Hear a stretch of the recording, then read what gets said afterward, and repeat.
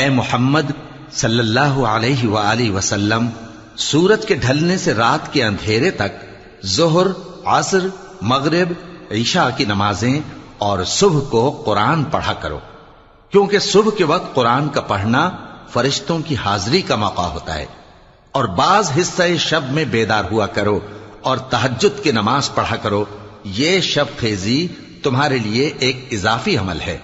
امید ہے کہ اللہ تم کو مقام محمود پر فائز فرمائے۔